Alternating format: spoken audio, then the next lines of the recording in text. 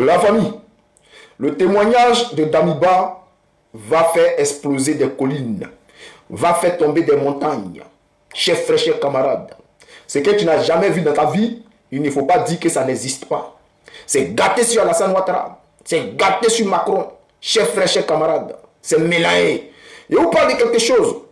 Vous savez aujourd'hui, les gens sont en train de pleurer de partout.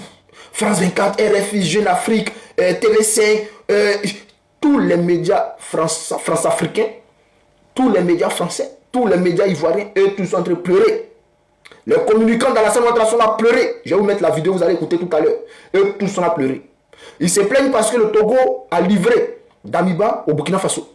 Mais, est-ce que c'est la première fois qu'on attrape quelqu'un au Togo pour le livrer? Mais, vous vous souvenez ici du ministre Lida Kwasi qui a été livré à Alassane Ouattara par le gouvernement togolais. Ils l'ont attrapé, ils ont attrapé Lida Kwasi, ils l'ont livré à Alassane Ouattara. Pourquoi? Pour un prétendu coup d'État qui serait en cours de préparation par Lida Kwasi depuis le Togo. Ils sont allés, quand le pouvoir de Babou, je vous parle de 2011, hein, quand le pouvoir de Babou est tombé là, lorsqu'il est allé en exil, là, voilà, il était au Togo. Le gouvernement togolais l'a attrapé pour aller le livrer à Alassane Ouattara. Parce qu'Alassane Ouattara a demandé son extradition. Et il a été piégé. Je dis bien Lida Kwasi a été piégé par Stéphane Kipré. Lui et tous les autres camarades, là, ils ont été piégés par Stéphane Kipré. Aujourd'hui, Stéphane Kipré, vous voyez, il a été récompensé. Il est assis avec une cravate. Il est content. Il est récompensé pour tout le boulot qu'il a abattu. Aujourd'hui, il est récompensé. Vous voyez? Donc, chers frères, chers camarades, ce n'est pas la première fois. On a vu notre camarade Steve Biko, que je salue depuis sa position, la Maca, et que je dis courage à lui. Voilà, on ne sait jamais, peut-être nous aussi, vont nous attraper, vont nous livrer à Ouattara. On sera peut-être avec lui à la Maca là-bas. Voilà, sans oublier le camarade Ziggy et tous les autres camarades qui sont en prison. Voilà, nos grands frères, nos oncles et toutes les personnes qui sont en prison aujourd'hui là. Je les salue depuis ma position. Donc, chers frères, chers camarades, ce n'est pas la première fois. Ils sont attrapés Steve Biko avec un avion présidentiel. Steve Biko a été livré par le gouvernement libanais. Pourquoi? Parce que ils ont considéré, pas parce que Steve Biko voulait faire un coup d'État, mais ils ont considéré que ses propos seulement étaient trop, voilà, ses propos piquaient trop et qu'il était trop sévère dans ses propos. Et c'est pour cela qu'ils sont allés attraper Steve Biko depuis la Mauritanie. Pardon, j'ai dit Libanais, non? Non, c'est Mauritanie plutôt. C'est Mauritanie. Voilà, ils sont allés attraper Steve Biko depuis la Mauritanie pour le ramener en Côte d'Ivoire avec un avion présidentiel. Est-ce que vous comprenez la gravité de la chose? Or, la Mauritanie était censée protéger Steve Biko qui était en exil là-bas. Il avait fait une demande d'asile en Mauritanie. Et il avait eu le papier de demandeur d'asile. Donc, aujourd'hui, quand je vois les gens venir parler pour dire non que oui, ouais, pourquoi le Togo a livré telle personne, mais même Blé Goudé, depuis le Ghana, ils sont le péché là-bas. Le gouvernement ghanéen a livré Blé Goudé à Alassane Ouattara. Donc, chers frères, chers camarades, on va écouter cette vidéo-là jusqu'à la fin et après, on va rentrer en profondeur. C'est parti. Entrée de jeu, moi, je dirais que le lieutenant-colonel a peut-être manqué une occasion, n'est-ce pas, de ne pas gêner le pouvoir burkinabé, puisque il sait très bien, c'est avec, à l'issue des négociations qu'il a pu obtenir l'exil au Togo. Il devrait donc rester tranquille. Mais dans tous les coups, avérés ou non, son nom est toujours cité. Il a fini par agacer son hôte, qui est le président Faure Gnassingbé, et le président Faure Yadema. Et je pense que quand on me dit que Damiba, on devait lui proposer de quitter le Togo, non, il n'avait pas à quitter le Togo. Le Burkina a présenté une demande d'extradition, accompagnée d'un mandat d'arrêt. Il ne pouvait qu'exécuter le mandat d'arrêt, comme il l'a fait dans d'autres situations. Dans la situation ivoirienne, on se souvient que Lida Kwasi, qui était aussi réfugié au Togo, a été extradé dans les mêmes conditions. Donc, c'est le même Togo, c'est le même fort. Et je pense que l'avenir nous dira ce qui va se passer. Mais je pense que Damiba est présumé innocent. Il fera face à la justice burkinabé. Dieu merci, la peine de mort ne sera pas retenue contre lui. Il est présumé innocent. Le procès va s'ouvrir. Peut-être qu'il pourra gagner le procès. Qu'est-ce qu'on en sait? Arthur Banga? J'ai écouté avec un peu d'amusement Sylvain Debailly tout à l'heure qui faisait la drôle de comparaison avec Moïse Dakwasi. Écoutez maintenant le défenseur d'Alassane Ouattara. Écoutez, hein, vous allez comprendre. Il va se perdre tellement qu'il veut défendre l'indéfendable. Je rappelle qu'il n'y a pas d'accord, il n'y avait pas d'intervention politique. Moi, ce n'est même pas une affaire juridique, c'est une affaire politique. Parce que quand Moïse Dakwasi s'exilait, le gouvernement togolais n'avait pas de discussion avec. Il faut comprendre le contexte dans lequel Damiba part. Damiba part avec intervention politique d'un médiateur, qui est le Togo. Comme l'a bien rappelé Eric, peut-être que vu d'Abidjan, vous pensez que le coup d'État était consommé, il n'était pas encore consommé. Il y avait encore des forces qui étaient fidèles à Damiba, qui tenaient encore des positions. Il a fallu avoir une intervention d'abord interne, et ensuite l'intervention du Togo, qui devient un médiateur. Mais un médiateur, ce n'est pas un juge. Un médiateur, il est là pour concilier les positions. Il peut s'appuyer sur des décisions de justice. Il peut s'appuyer sur du droit pour essayer de concilier les positions. Mais le médiateur, ce n'est pas un juge. Il fait ce qu'on appelle des missions de bons offices. Et on demande au Togo, dans ces conditions, d'être un médiateur comme le Togo est en train de le devenir. Ce qui n'est même pas si mauvais comme le Togo dans sa position avec l'AES. C'est bien qu'il y ait des pays qui permettent cette discussion entre la CEDEAO et l'AES. Parce que si on n'a pas le Togo, si on n'a pas de médiateur entre la CEDEAO et l'AES, c'est la catastrophe. Donc aujourd'hui, oui, pour moi, c'est d'abord une décision politique. Et puis l'idée n'est pas de renverser IB, ça ne sert à rien aujourd'hui. Si le Togo a eu des preuves aujourd'hui que un Damiba est impliqué, en ce moment, je demande aux Togolais d'être des politiques. Serge Daniel, votre confrère, vient de nous révéler que le monsieur demandait à aller aux États-Unis depuis 2 ans. Mais voilà, Dieu merci, il y va. La portion du Togo devait de dire, de rassurer son partenaire, on ne sera pas une terre de déstabilisation. C'est normal si le Burkina estime que sur le territoire togolais, il y a quelqu'un qui le déstabilise, c'est normal que le Togo lui amène des garanties.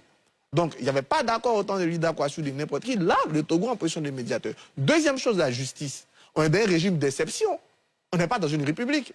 Donc, dans un régime d'exception, je comprends qu'on peut avoir la prudence de l'hypothèse, mais le fait qu'on soit dans un régime d'exception, on ne peut pas livrer quelqu'un à un régime d'exception. La Côte d'Ivoire n'a jamais été dans un régime d'exception. Après, même sous Laurent Gbagbo, la Côte d'Ivoire est même président de la République. Donc, on ne peut pas comparer ces deux situations. Aujourd'hui, le gros problème, il y a deux questions qui sont mises deux problèmes majeurs. La question de l'asile politique qu'on donne à des leaders d'opposition. C'est une tradition africaine. On a eu toujours des leaders d'opposition. Aujourd'hui, la Côte d'Ivoire, des gens comme... Vous imaginez, maintenant, on se lève, on ramène Sidia Touré, ou bien on ramène Céline Dalen Diallo, on ramène des gens chez eux. Non, on peut tous ici... Vous voyez, on est dans des pays qui sont fragiles. On peut tous ici se retrouver dans la situation de Damiba d'une manière ou d'une autre, où tu vas te retrouver dans un pays comme une terre d'asile. Il faut qu'on ait de la protection pour ces réfugiés politiques. Il faut même que la CEDEAO garantisse ce statut-là à certaines personnes. Maintenant, si elles ont enfreint à leurs obligations, que c'est montré ou c'est démontré, dans le cas où vous êtes médiateur, il faut une réponse de médiateur. Une réponse de médiateur, ce n'est pas de livrer quelqu'un à la vindicte, mais c'est d'essayer de retrouver des solutions de paix et de stabilisation. Je trouve que la meilleure, c'était soit même de garder Damiba en prison au Togo, ou bien de lui permettre de partir ou pas, ou sera plus menaçant pour le régime d'Ibé. Parce que je suis bien d'accord, l'idée, ce n'est pas de menacer le régime d'Ibé non plus. Alassane ?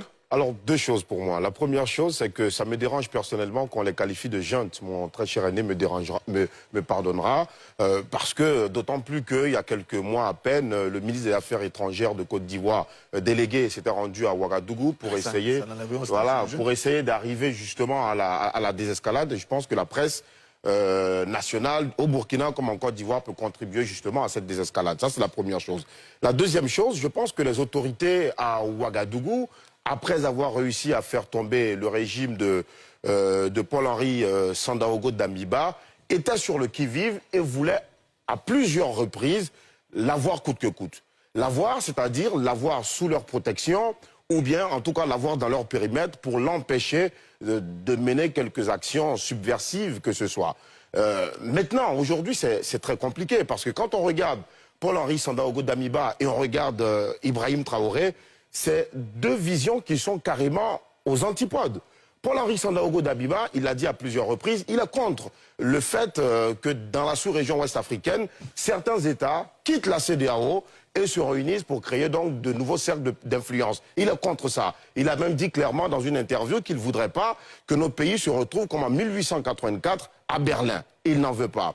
Il est contre la politique de la lutte militaro-centrée contre le terrorisme et il propose d'autres approches. Il a dit à plusieurs reprises, il a dit qu'il fallait, on a essayé d'amener une autre vision dans la lutte contre le terrorisme qui est que c'est pas seulement par les armes qu'on pouvait le faire, puisqu'il se trouve au Burkina, je répète ces mots, des cousins, des frères qui eux-mêmes, au sein d'une même famille, se retrouvent chez l'ennemi. Donc je pense que un homme qui a une telle vision, d'ailleurs, pour finir, c'était un homme de rassemblement. Il apprenait la réconciliation et il a même fait venir l'ancien président Blaise Compaoré à Ouagadougou pour tenter d'amener cette réconciliation. Ça n'a pas pu se faire. Et ce sont toutes ces conditions-là qui ont fait tomber le président Paul-Henri Sandaogo Dabiba. Et quand on regarde, après lui, ceux qui arrivent au pouvoir, qui sont des panafricanistes convaincus, achevés, qui roulent, mais vraiment à l'antipode de tout ce que lui il a eu comme manière de fonctionner et comme vision, je pense qu'à un moment donné, ils se sont dit clairement qu'ils représentent toujours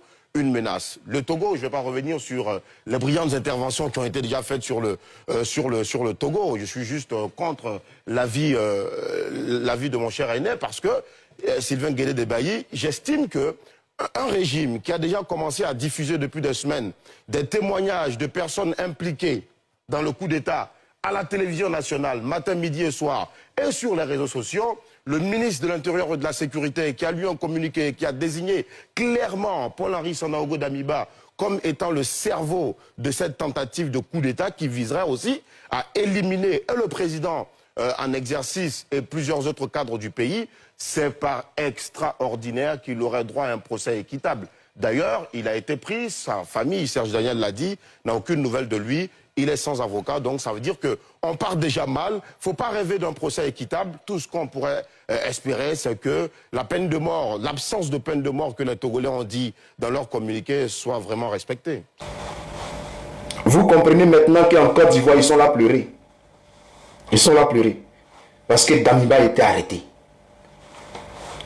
Ce n'est pas parce que l'arrestation de Damiba fait pitié que les gars aimeraient que le gouvernement burkinabé lui accorde un droit de je sais pas, de justice. Genre, il faut des avocats, il faut que la justice soit équitable. Ce n'est pas ce qui inquiète la Côte d'Ivoire. C'est le témoignage que Damiba il est en train de pondre aujourd'hui. C'est ce qui inquiète la Côte d'Ivoire et la France de Macron. C'est ce qui est la vérité. Les gens veulent vous distraire, mais la réalité, la vérité est là. La vérité est que eux aussi sont complices dans la déstabilisation du Burkina Faso. Ouattara est complice. C'est ce qui fatigue les Ivoiriens à défendre Damiba. Sinon là, c'est la même situation.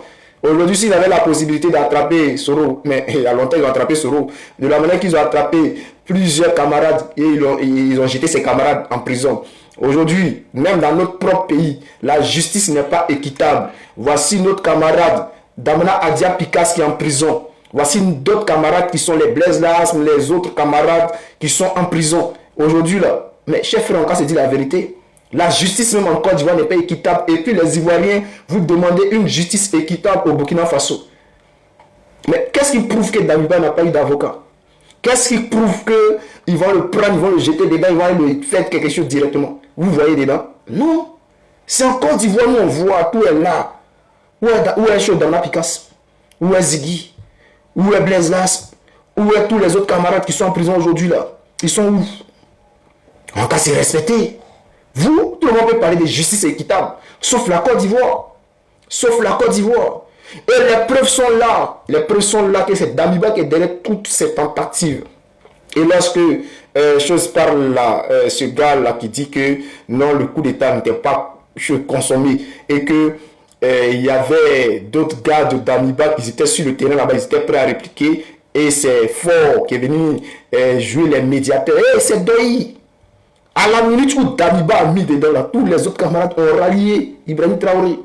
En tout cas, ceux qui se battaient pour le Burkina Faso, là, qui étaient avec Damiba, là, une fois que Damiba a mis dedans, et tous ont rallié. Il n'y avait pas de force d'intervention, il n'y avait pas une force interposée, il n'y avait pas une force qui était prête à combattre Ibrahim Traoré à cause de Damiba. Non, arrêtez de mentir aux Africains.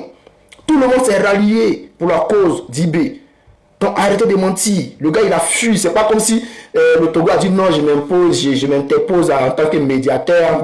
Non, et le gars il a fui, il est parti au Togo, il est parti, il a fait demande d'asile, c'est tout. Et en son temps là, le Burkina Faso n'a pas mis de pression parce que rien n'était encore retenu contre lui en tant que tentative de déstabilisation venant de lui et tout. Donc on regardait la situation. Il pouvait revenir même au Burkina Faso, participer à la vie politique et tout, ou bien au développement du Burkina Faso et tout.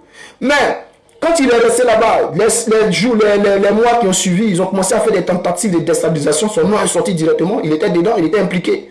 Donc depuis lors, les gens étaient déjà le suivaient de près. Il y a longtemps que le Burkina Faso demande au Togo de livrer Damiba parce qu'il était impliqué dans les tentatives de coup d'État. Voilà. Le Togo n'a jamais voulu faire le truc. Ils avaient besoin de preuves. Le Burkina Faso a pris... ils ont patienté. Le Burkina Faso a patienté. Ils ont attendu. Au bon moment, ils ont eu des preuves et tout. Et c'est là, ils ont pris des preuves maintenant pour envoyer au Togo. Pour dire, voilà, on vous disait que lui, là, il voulait déstabiliser le Burkina Faso. Voici les preuves là qui sont là. Le Togo a vu les preuves. Ils ont livré le gars. Vous allez nous dire quoi? Chers frères, chers camarades, le soldat de Gbagbo toujours pour vous servir. On est ensemble. Partage la vidéo et puis abonne-toi.